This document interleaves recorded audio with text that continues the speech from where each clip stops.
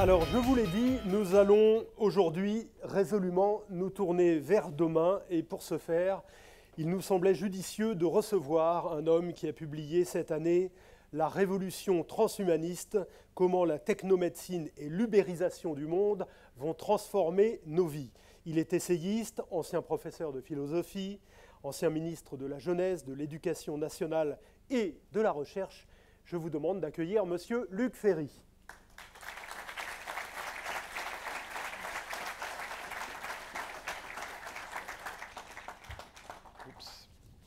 Un grand merci à vous.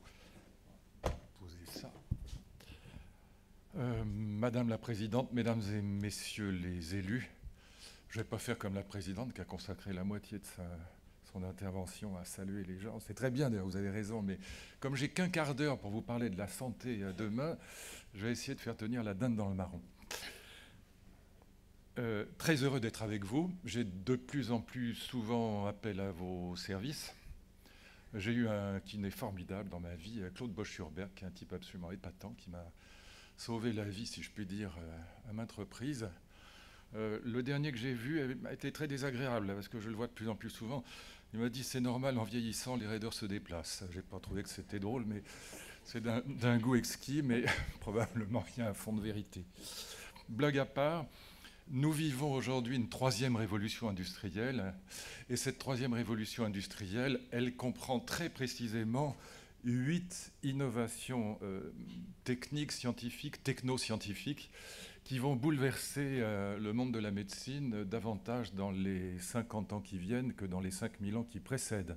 Et comme pratiquement tout vient des États-Unis, pratiquement tout est piloté par les GAFA, Google, Apple, Amazon, Facebook et quelques autres, eh bien, nous sommes assez en retard sur cette vague de la troisième révolution industrielle qui va envahir l'Europe, qui envahit déjà l'Europe, mais qui est déjà présente aux États-Unis depuis maintenant une bonne dizaine d'années. Les 8 innovations, on pourrait consacrer une vie de chercheur sans difficulté à chacune d'entre elles. Je pourrais sans difficulté aussi consacrer un séminaire d'une année à chacune d'entre elles. Donc en parler en un quart d'heure est totalement déraisonnable, je ne fais que les citer. Et je m'arrêterai à une seule qui touche particulièrement les métiers de la santé, qui est la question du big data et des objets connectés. Mais il y en a 8, il y a les nanotechnologies. J'avais demandé à mon ami Étienne Klein d'écrire un petit livre de vulgarisation sur les nanos, parce que ça va totalement bouleverser le domaine du médicament en particulier, et donc de la santé en général. Et je vous conseille ce petit livre qui est épatant, s'appelle le Small Bang, donc par opposition évidemment au Big Bang. Et c'est un livre très pédagogique sur les nanos, mais ça va changer le monde, bouleverser le monde industriel et le monde de la santé de manière encore inimaginable. Donc on parle des fameuses NBIC, nanotechnologie, biotechnologie. Vous avez vu qu'une jeune française, une jeune américaine ont inventé ce fameux sécateur d'ADN qui s'appelle le CRISPR-Cas9 et qui permet de couper-coller les séquences d'ADN aussi facilement qu'on coupe un mot dans une phrase sur un traitement de texte, qui est totalement fascinant. Ça va bouleverser le monde de l'ingénierie génétique. NBI, informatique. Informatique, c'est quoi ? C'est le big data et l'Internet des objets. Il y a aujourd'hui 15 milliards d'objets connectés dans le monde. 15 milliards. Les meilleurs spécialistes estiment qu'en 2030, il y en aura 300 milliards. Ça veut dire qu'il y en aura absolument partout. Il y en aura dans vos chaussures, dans votre chien, dans votre chat, dans vos enfants, dans les pigeons de Londres. Il y en aura absolument partout. Évidemment que ça bouleversera le monde de la médecine, celui de la télémédecine, mais pas seulement, celui de la grande dépendance. Tout ça va être révolutionné par à la fois le big data et les objets connectés. NBIC, cognitivisme, c'est un faux ami.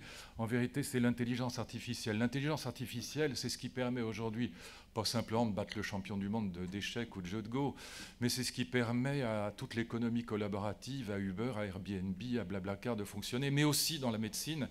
C'est ce qui permet le traitement du big data. Google vient de mettre en place aux États-Unis une banque de données à laquelle participent 2500 centres hospitaliers universitaires, l'équivalent de nos CHU. 2500 banques de données, notamment sur le cancer, banques de données de cellules cancéreuses. Évidemment, ce sont des milliards de données que seule l'intelligence artificielle est capable de traiter et d'en tirer quelque chose qui a du sens. NBIC, 4 domaines d'innovation fondamentaux qui vont bouleverser la médecine, à quoi il faut ajouter l'hybridation homme-machine. Le cœur de Carmat du professeur Charpentier, il fonctionne, et il va fonctionner mieux en mieux. Il faut y ajouter aussi en numéro 6 la robotique, la recherche sur les cellules souches et évidemment les imprimantes 3D. Ça vous fait 8 secteurs d'innovation qui appartiennent à la 3e révolution industrielle et qui sont en train de bouleverser le monde de la médecine. Grande inquiétude, évidemment, et c'est le thème de ce colloque d'aujourd'hui. Est-ce que cette technoscience, est-ce que ces nouvelles technologies, elles vont bouleverser le monde de la médecine dans le sens d'une déshumanisation de la médecine?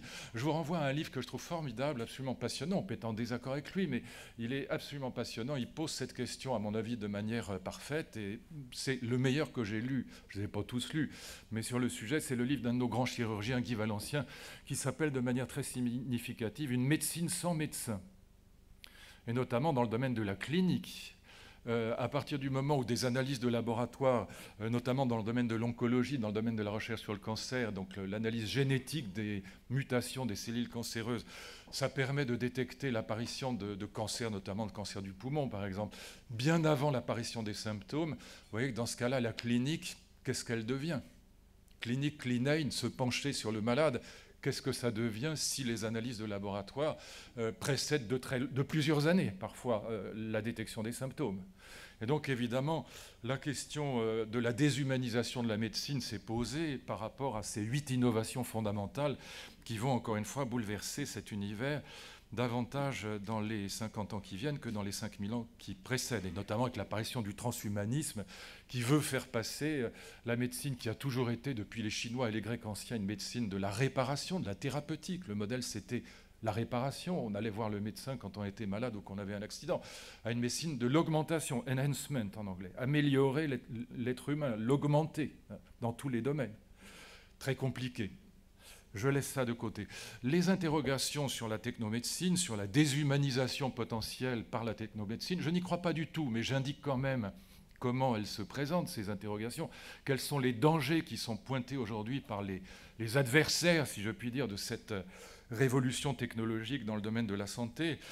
Que disent-ils? Je prends juste l'exemple du big data, parce qu'on pourrait faire le même raisonnement sur tous les autres secteurs d'innovation que je viens d'évoquer. Mais le big data, c'est particulièrement significatif. D'abord, qu'est-ce que c'est que le big data? Très vite, si vous ouvrez Wikipédia ou que vous regardez un livre sur le big data, on vous dit des choses extrêmement compliquées. La vérité, c'est que c'est très simple, le big data. C'est la définition la meilleure qu'on puisse en donner, c'est simplement la suivante. C'est toutes les traces que nous laissons dès que nous ouvrons notre ordinateur et que nous allons sur la toile. Que ce soit sur Instagram, sur Facebook, sur Twitter, où vous recherchez, vous faites une recherche sur Google parce que vous voulez changer de voiture, ou vous allez sur Amazon parce que vous voulez acheter un chargeur pour votre smartphone, toutes les traces que vous laissez sur la toile sont ineffaçables. On ne peut plus les retirer, elles restent là pour l'éternité. Les entreprises comme Google et Facebook, c'est les deux plus grandes dans le domaine, ramassent ces traces. Elles les revendent. Google a gagné cette année plus de 50 milliards de dollars uniquement en revendant nos traces, ce qui a fait dire à Tim Cook, le patron d'Apple, si c'est gratuit, c'est que c'est vous le produit. Et donc, plus de 50 milliards de dollars, c'est pas rien, juste en revendant les traces à des entreprises qui s'en servent pour cibler la publicité. Donc le problème que ça pose, ce fameux big data, et notamment dans le domaine de la santé, c'est que pratiquement rien n'est privé aujourd'hui. C'est quasiment impossible de garder son état de santé pour soi. Si vous avez un cancer, une maladie grave, forcément votre fille ou votre fils est au courant, il en parle à un copain, ça se retrouve sur Facebook, c'est récupéré par Google ou par Facebook ou par qui le revendent. Deuxième problème que j'évoque, deuxième danger, aux compagnies d'assurance. Moi, je suis président du conseil scientifique de l'école polytechnique d'assurance. Évidemment, c'est interdit en France, mais c'est autorisé aux États-Unis. Eh bien, toutes les traces que vous laissez, notamment sur Facebook, elles indiquent les risques que vous présentez. Est-ce que vous fumez? Est-ce que vous buvez? Est-ce que vous passez vos vacances dans des endroits dangereux? Est-ce que vous pratiquez comme moi des sports qui sont dangereux, etc.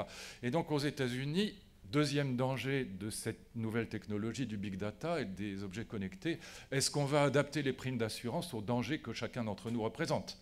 Risque de solidarité très grand, risque pour la solidarité très grand, parce que, vous voyez, l'assurance, elle repose toujours sur le voile d'ignorance, comme disent certains philosophes. Parce que si je sais que vous, monsieur, vous présentez des risques énormes parce que vous fumez beaucoup, que vous buvez beaucoup, et que moi je ne représente aucun risque parce que j'ai arrêté de boire et de fumer, pourquoi est-ce que je paierais votre assurance? Est-ce que je ne peux pas demander légitimement à la compagnie d'assurance d'adapter la prime en fonction des risques que tel ou tel représente?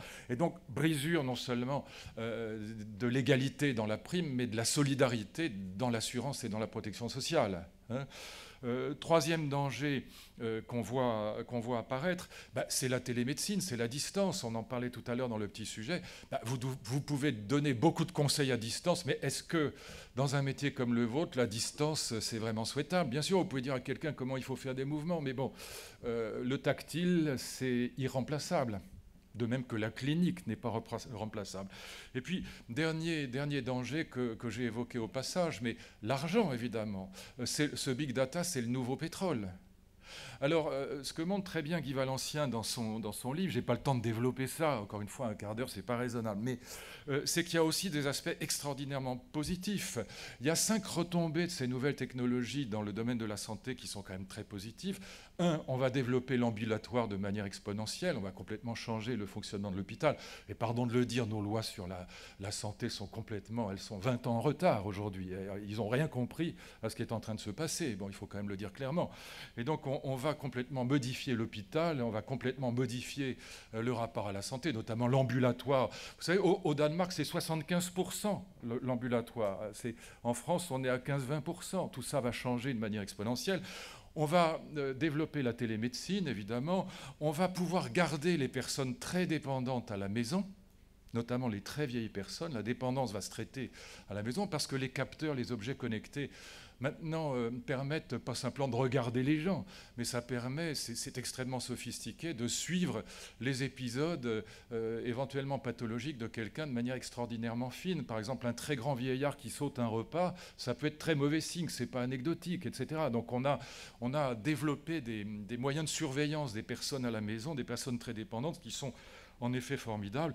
On a des retombées fantastiques dans le domaine du cancer, les thérapies personnalisées, grâce à ces énormes banques de données qui, certes, attaquent la vie privée, mais qui, en même temps, permettent de suivre le développement, les mutations des cellules cancéreuses et donc d'adapter les traitements médicamenteux à chaque type de mutation cellulaire. On fait des progrès aujourd'hui dans les thérapies personnalisées extraordinaires. Et puis, c'est quand même un bienfait. Un dernier élément, dans les retombées de ces nouvelles technologies en matière de santé, on a maintenant des réseaux sociaux de patients qui se développent, et après tout, que les patients soient plus informés, plus autonomes. Bon, ça peut être un peu vexant parfois, un peu dérangeant pour les professions de santé, mais ça peut être aussi, malgré tout, une forme de reconnaissance de l'autonomie des individus qui n'est pas forcément négative. Pourquoi est-ce que je pense que cette technoscience ne va pas déshumaniser la médecine et que l'humain restera archi-présent? Et je vais terminer avec ça. 2 idées, si vous permettez, mais encore une fois, j'essaie de faire tenir la dinde dans le marron. J'ai honte de les présenter de manière aussi scolastique, si j'ose dire. 2 idées, mais qui me paraissent absolument fondamentales et portées à l'optimisme. C'est-à-dire, ce que j'appelle l'optimisme, c'est le fait que l'humain ne disparaîtra pas du monde de la médecine, alors tout particulièrement du vôtre, parce qu'encore une fois, le toucher, le tactile, c'est quelque chose que la télémédecine ne remplacera jamais. Et puis surtout, le rapport avec le patient, et vous le savez bien, c'est pas à vous que je vais l'apprendre, mais déjà quand quelqu'un rentre dans votre bureau, vous voyez plein de choses que la télémédecine ne permettra pas de voir de la même manière. 2 raisons fondamentales pour lesquelles l'humain ne disparaîtra pas. Première raison, nous sommes sortis depuis les années 60 de la théologie de la souffrance. Et je vous demande là aussi, je donne quelques conseils de lecture, allez voir dans le catéchisme officiel de l'Église catholique, c'est absolument fascinant. Je vous rappelle que le catéchisme officiel de l'Église catholique n'est pas du tout un texte de vulgarisation, c'est la doctrine de l'Église, c'est un texte de grande théologie. Et vous y trouvez une théologie de la souffrance qui est assez fascinante, qui conduit notamment l'Église aujourd'hui à être extrêmement hostile à tout ce qui peut toucher à l'euthanasie ou au suicide assisté, y compris dans les derniers instants. Je vous lis un petit passage de ce catéchisme de l'Église catholique, parce qu'il y aurait 1000 choses à dire, mais c'est tout à fait significatif de la théologie de la souffrance. La maladie peut conduire à l'angoisse, au repliement sur soi, parfois même au désespoir et à la révolte contre Dieu. Elle peut aussi rendre la personne plus mûre, l'aider à discerner dans sa vie ce qui n'est pas l'essentiel pour se tourner vers ce qu'il est. Très souvent, la maladie provoque une recherche de Dieu, un retour à lui. Et que valent quelques semaines de souffrance, hein, voilà pourquoi on est contre l'euthanasie, si ça vous permet une conversion qui va vous conduire au salut et qui va vous donner une éternité de joie et de lumière. Vous voyez la perspective. Et je continue. Écoutez bien, c'est très profond. Moi, je suis totalement athée, donc ce n'est pas ma tasse de thé, c'est le cas de le dire. Mais c'est quand même très intéressant parce que ça a dominé la médecine française pendant très longtemps. L'accouchement dans la douleur, on a mis très longtemps à faire des péridurales en France. Bon. Et donc, la recherche sur les analgésiques aux États-Unis, en Angleterre, par une autre philosophie, s'est développée considérablement en avance sur la France. Je continue. Et quand je dis la France, je pense à tous les pays catholiques, évidemment. Par sa passion et sa mort sur la croix, le Christ, écoutez bien, a donné un sens nouveau à la souffrance. Elle peut désormais nous configurer à lui. Nous configurer à lui. Autrement dit, celui qui souffre, qui est en fin de vie, il passe par la Via Dolorosa et il se configure au Christ, il retrouve le Christ, il retrouve le salut. Encore une fois, abréger ses souffrances par l'euthanasie est un crime du point de vue théologique, du point de vue catholique. Hein. Elle peut désormais nous configurer à lui et nous unir à sa passion rédemptrice. La passion, pâtir, souffrance, hein, c'est à prendre au sens étymologique du terme. Rédemptrice, on trouve le salut par la souffrance. Et la tradition républicaine n'est pas meilleure. La tradition républicaine, c'est, dans l'école de mon enfance encore, c'est la valorisation du travail dont l'étymologie est claire, tripalium, instrument de torture à 3 pieds, utilisé au Moyen-Âge, c'est du latin de cuisine, mais c'est du latin quand même. Et donc, dans toute la tradition républicaine, il faut souffrir pour être belle, pour accoucher, pour arriver à être un homme cultivé, il faut passer par la douleur du travail. Valorisation de l'effort, des bons points, des bonnets d'âne et des peut mieux faire. Et donc, au fond, nous sommes dans un pays catho-républicain, et donc dans lequel, jusqu'aux années 70, la valorisation de la souffrance a été extrême. C'est seulement dans les années 70, alors pour des raisons que je ne peux pas développer là, qu'une autre vision de la souffrance apparaît, avec l'hédonisme 68A, mais aussi avec les idéologies qui viennent des États-Unis, utilitaristes. Qu'est-ce que c'est que l'utilitarisme anglais? C'est l'idée qu'une action est bonne quand elle augmente la somme de bonheur dans l'univers et mauvaise quand elle augmente la somme de souffrance dans l'univers. Et dans la tradition utilitariste anglo-saxonne, fondée par Jeremy Bentham au XVIIIe siècle, eh bien, la morale, c'est d'abord et avant tout la lutte contre la souffrance. D'où les péridurales, la recherche sur les analgésiques, etc. Dans les pays catholiques, non. La souffrance, c'est bien, à la limite. Ça porte au salut. Ce que je dis là est évidemment très schématique. Il faudrait présenter les choses avec beaucoup plus de nuances. Mais c'est quand même de ça qu'on est sorti dans les années 60. Et c'est très récent. Donc je pense que ce souci du bien-être qui se développe de manière exponentielle, il fait d'abord et avant tout appel à vous. Pourquoi? C'est ma dernière remarque et je rassure Madame la Présidente, je ne vais pas parler plus longtemps, mais c'est l'essentiel. Et c'est lié à la première. Il y a une dissymétrie entre le bien et le mal qui fait que vos métiers ont intrinsèquement du sens. Et je ne dis pas ça pour flagorner, pour vous faire plaisir, mais parce que c'est profondément vrai. Vous avez les très rares métiers, quand je dis vous, je pense à toutes les professions de santé, aussi bien dentistes, médecins, kinés, sages-femmes, infirmières, etc. Vous avez quelque chose qui est unique dans une profession, c'est que le sens est intégré à votre métier. Et la quête du bien-être et la quête du sens sont les deux grandes caractéristiques de la période moderne en Occident. Et pourquoi c'est intégré? Parce qu'il y a une dissymétrie entre le bien et le mal. Le bien, personne ne peut le définir en toute certitude. Quand on est député, quand on est ministre, est-ce qu'il faut réduire les déficits publics et abîmer les services publics? Alors, on est constamment dans des choix qui sont tragiques, qui sont douloureux. Il n'y a jamais de solution idéale. Voilà, diminuer la dette des Français, c'est réduire le nombre de fonctionnaires, c'est diminuer les services publics, c'est très difficile, c'est supprimer des postes.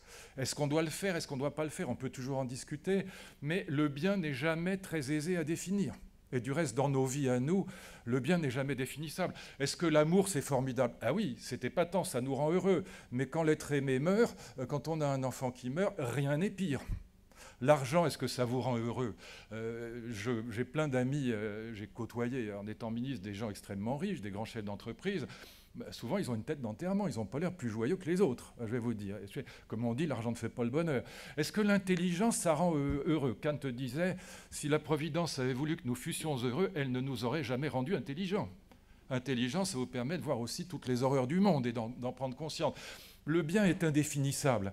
Le mal, en revanche, aucun problème. On sait très bien, quand le gendarme vous annonce que votre fils a eu un accident de la route et qu'il en est mort, vous savez que c'est la catastrophe. Quand le médecin vous annonce un cancer du pancréas, vous savez que c'est pas bon signe. Et le patron vous annonce que vous êtes viré, généralement vous le prenez mal. Et donc on n'a aucune difficulté à définir le mal, on sait très peu définir le bien. Or, dans vos métiers, vous luttez immédiatement contre le mal. Et par conséquent, on vous aime tous. On ne peut pas s'empêcher. Le petit sujet, bon, d'accord, ils ont choisi les gars, c'est normal. S'ils avaient pris des types qui disaient « Oh là là, c'était une catastrophe, j'ai souffert comme une bête, le type était nul », bon, ça aurait été moins distrayant comme entrée en matière. Mais néanmoins, c'est vrai. Et à chaque fois, ça me frappe d'ailleurs depuis toujours, chaque fois je vois les gens parler de leur dentiste, ils me disent « Oh, j'ai un dentiste formidable ». Et en fait, il est probablement pas plus formidable que les autres, mais il nous rend tellement service. Et je termine avec ça. Pardon, je vais être très grossier, mais tant pis. J'étais avec mon ami Bernard Kouchner, il sortait du ministère de la Santé. Et mon éditeur, le patron de Lafon, Bernard Fixot, avait pompeusement baptisé ça comité d'idées. Et on se réunissait à 4 ou 5. Il y avait 2 journalistes maintenant célèbres, François-Olivier Gisbert et Frédéric Mitterrand. Et puis il y avait Kouchner, il y avait moi, et Marc Lambron, qui est maintenant académicien et qui était membre du Conseil d'État à l'époque. Et je me souviens d'une discussion qui m'a beaucoup frappé entre Marc Lambron, énarque qui est conseiller d'État, et puis Bernard Kouchner. Et je ne sais plus à quelle occasion, Marc Lambron se moquait des médecins.